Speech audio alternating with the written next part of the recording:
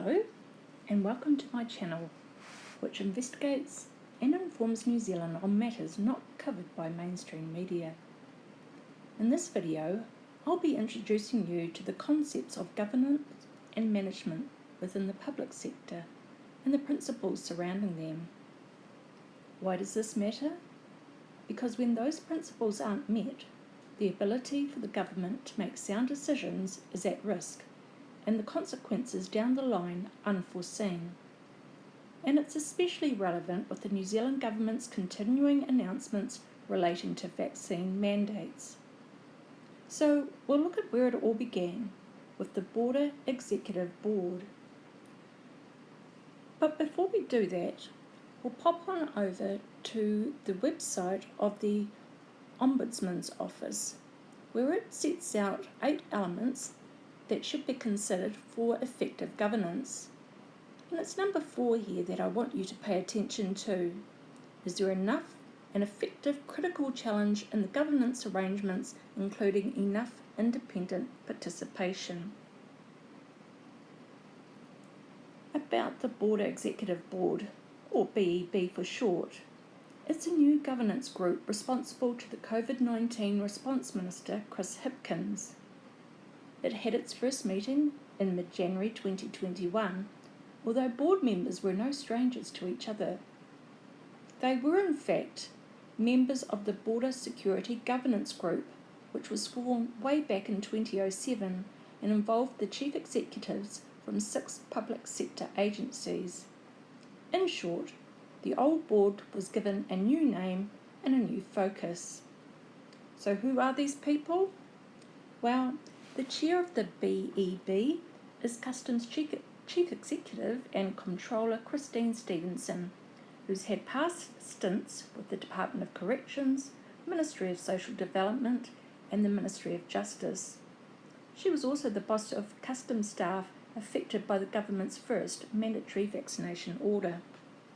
Then there's Peter Mersey, the Chief Executive of the Ministry of Transport. He's previously been with Land Information New Zealand, Internal Affairs, Inland Revenue and the Treasury. Chris Seed is the head honcho of the Ministry of Foreign Affairs and Trade. He's been New Zealand's High Commissioner to Australia and has had stints in Tehran, Canberra, London and Papua New Guinea. He's got a Master in History.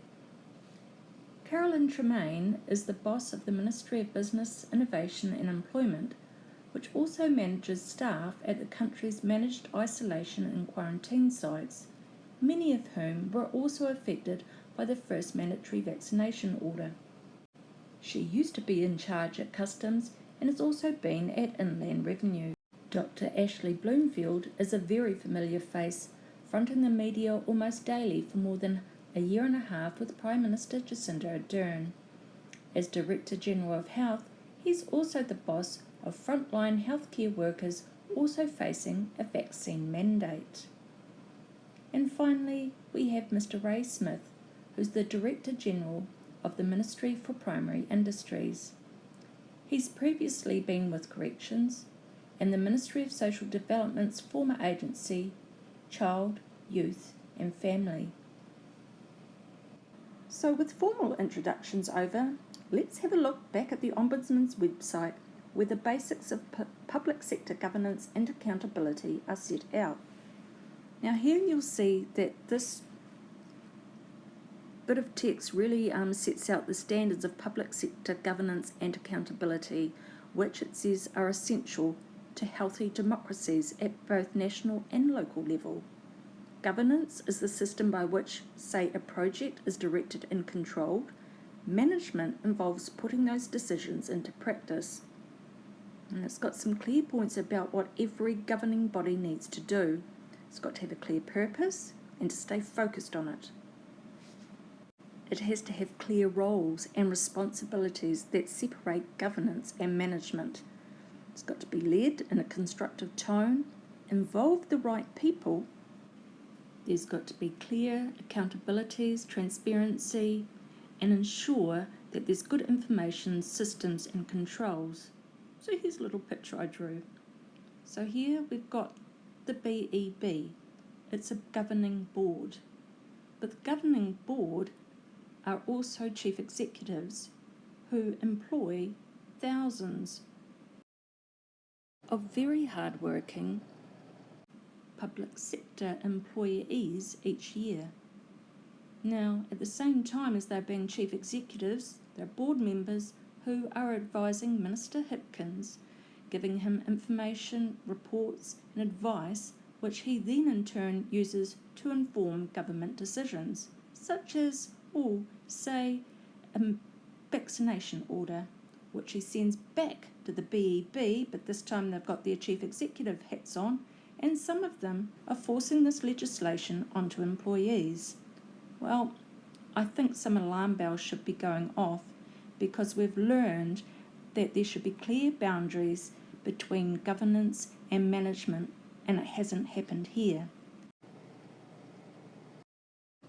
Now, going back to the Ombudsman website, there's reference to a forum that was held quite recently, and it was really looking at transparency and the essential roles that public officials play in providing free and frank advice to ministers.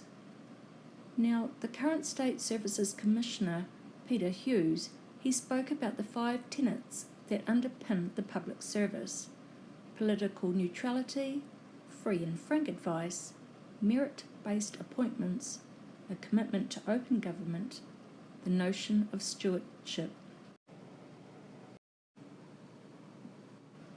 So in my next video, we'll be looking at some of the minutes from the very first meetings of the BEB and how quite quickly the lines between governance and management became blurred. And now I want to thank you for clicking on my video. I've deliberately kept it short because I know that the topic is quite complex and I didn't want to bore you to death. And of course, if you've enjoyed the video, please consider clicking the like button, sharing it with your family and friends, and I would appreciate you subscribing. You know what to do. Click on the bell and you'll get a notification next time a video goes up.